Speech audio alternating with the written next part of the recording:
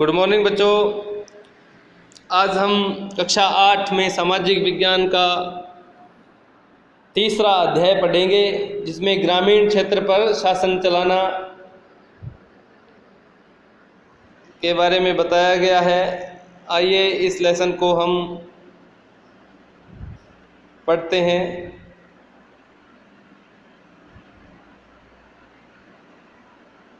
Company दीवान बन गई। 12 अगस्त 1765 को मुगल बादशाह ने ईस्ट इंडिया कंपनी को बंगाल का दीवान तैनात किया। इस बात की पूरी संभावना है कि यह घटना मुट्ठी भर अंग्रेज़ों और हिंदुस्तानियों की मौजूदगी में रॉबर्ट क्लाइव के तंबू में घटी होगी, लेकिन ऊपर दिए गए चित्र में इस घटना को एक भव्य समारोह के रूप में दिखाया गया है। यह चित्र उस चित्रकार ने बनाया है जिसे रॉबर्ट क्लाइव ने अपने जीवन की यादगार घटनाओं को चित्रित करने का जिम्मा सौंपा था। बंगाल की दीवानी हाथ आ जाना अंग्रेज़ों के लिए निश्चय ही एक बड़ी घटना थी। दीवान के तौर पर कंपनी अपने नियंत्रण वाले भूभाग के आर्थिक मामलों का मुख्य शासक बन गई थी। अब उसे अपनी ज़मीन का शासन चलाने और आमदनी को व्यवस्थित करने का रास्ता ढूंढना था। इसके लिए उसे एक ऐसा रास्ता ढूंढना था जिससे कंपनी के बढ़ते खर्चों को पूरा करने के लिए काफ़ी आमदनी जुटाई जा सके।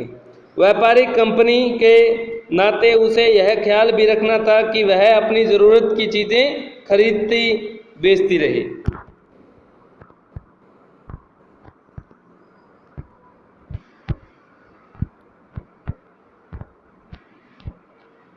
समय के साथ कंपनी को यह भी समझ में आने लगा कि उसे सावधानी के साथ आगे बढ़ना होगा।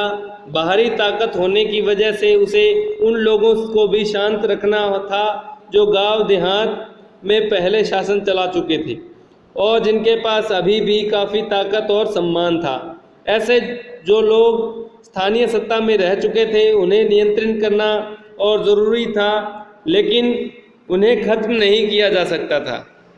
यह काम कैसे हो, इस अध्याय में हम देखेंगे कि कंपनी ने ग्रामीण इलाकों का उपनिवेश कैसे बनाया, आय के संसाधन कैसे जुटाए, लोगों के अधिकार किस तरह तय किए और मन माफिक फसलों की खेती कैसे कराई। कंपनी की आमदनी।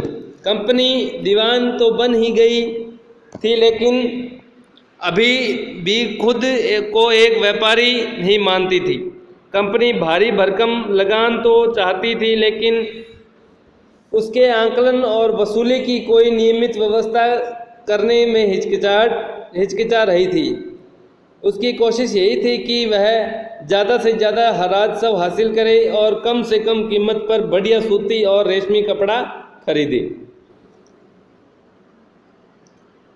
इसी कारण 5 साल के भीतर बंगाल में कंपनी द्वारा खरीदी जाने वाली चीज़ों का कुल मूल्य दोगुना हो चुका था।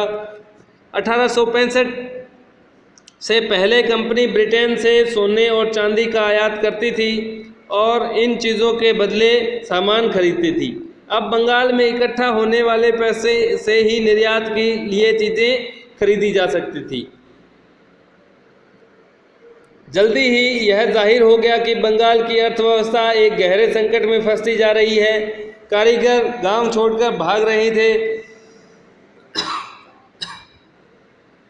क्योंकि उन्हें बहुत कम कीमत पर अपनी चीज़ें कंपनी को जबरन बेचनी पड़ती थी। किसान अपना लगान नहीं चुका पा रहे थे, कारीगरों का उत्पादन गिर गया था और खेती चौपट होने की दिशा में बढ़ गई थी। तो बच्चों, आज के लिए यह लेसन इतना ही पढ़ेंगे। आगे का लेसन हम कल पढ़ेंगे। धन्यवाद।